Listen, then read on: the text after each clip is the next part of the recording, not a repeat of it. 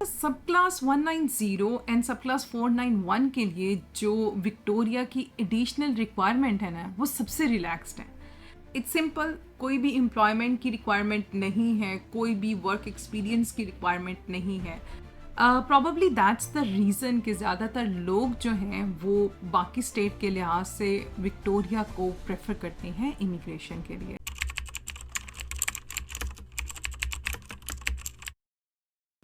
Hello everyone, welcome to my Australian skill immigration series. मेरा नाम है Arbab Tufail. By qualification I am a PhD doctor, by profession मैं engineer हूँ और पिछले 8 साल से मैं ऑस्ट्रेलिया रह रही हूँ। ऑस्ट्रेलियन स्किल इमिग्रेशन सीरीज़ की जो आज की वीडियो है उसमें मैं बात करने वाली हूँ सब क्लास 190 एंड सब क्लास 491 की फॉर विक्टोरिया।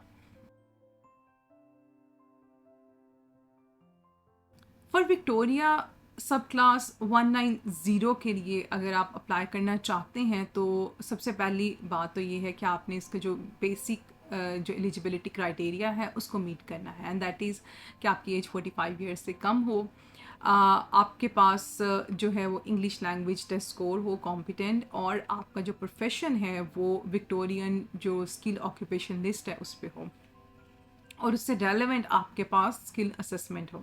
ये है उसका बेसिक क्राइटेरिया। अब एक और क्राइटेरिया है, दैट इज़ रेजिडेंसी क्राइटेरिया। तो अगर आप 190 के लिए अप्लाई कर रहे हैं तो एक आपके पास एडिशनल रिक्वायरमेंट आ जाती है, दैट इज़ रेजिडेंसी रिक्वायरमेंट। अगर आप ऑन शोर कैंडिडेट हैं और आप 190 के लिए अप्लाई करना चाह रहे हैं फॉर विक्टोरिया, तो ज़रूरी है कि आप विक्टोरिया में ही रह रहे हों, आपकी जो रेजिडेंस है वो विक्टोरिया में हो। और अगर आप ऑफ शोर कैंडिडेट हैं और आप अप्लाई करना चाहते हैं सब क्लास 190 के लिए फॉर विक्टोरिया, तो ज़रूरी है कि आप ऑफ शोर हों, आप ऑस्ट्रेलिया में किसी और स्टेट में रिज़ाइड ना कर रहे हों। इट्स सिंपल, कोई भी एम्प्लॉयमेंट की रिक्वायरमेंट नहीं है, कोई भी वर्क एक्सपीरियंस की रिक्वायरमेंट नहीं है। अगर हम बात करें सब क्लास 491 की विक्टोरिया के लिए, तो उसमें सबसे पहले हम बात कर लेते हैं ऑन शोर एप्लीकेंट के लिए। अच्छा, ऑन शोर एप्लीकेंट की भी फर्दर दो कैटेगरीज हैं, एक वो जो विक्टोरियन इंस्टीट्यूशन से ग्रेजुएट हैं और एक वो जो टेम्परेरी वीज़ा होल्डर हैं। सबसे पहले हम बात कर लेते हैं जो विक्टोरियन इंस्टीट्यूशन के ग्रेजुएट्स हैं।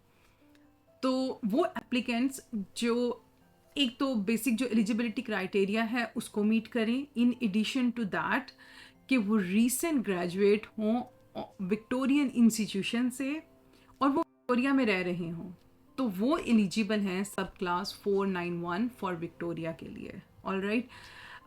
जो सेकेंड कैटेगरी है वो है टेम्प्रेरी वीज़ा होल्डर्स की।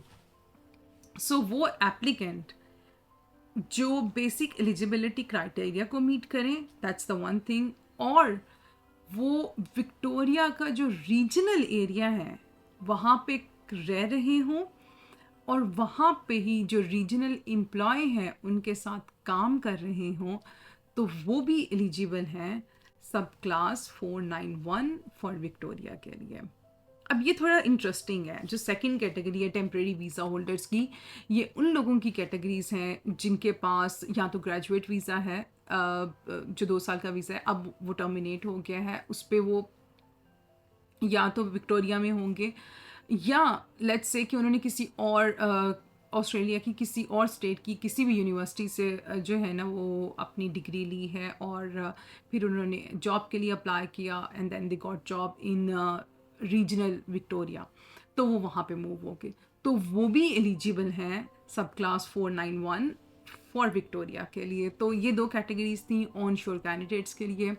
अगर मैं ऑफ शोर कैंडिडेट्स की बात करूं तो इट्स वेरी सिंपल, उनके लिए सिर्फ यही है कि वो बेसिक जो एलिजिबिलिटी क्राइटेरिया है उसको मीट करें और उसके अलावा कोई और फर्दर कोई एक्सपीरियंस की रिक्वायरमेंट नहीं है, कोई भी और रिक्वायरमेंट नहीं है। They can simply apply for सब क्लास 491 एज एन ऑफ शोर कैंडिडेट।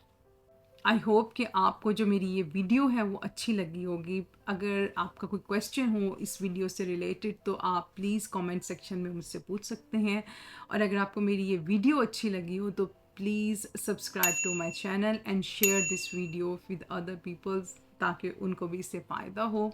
नेक्स्ट वीडियो में आपसे बात होगी। Till then take care, bye bye.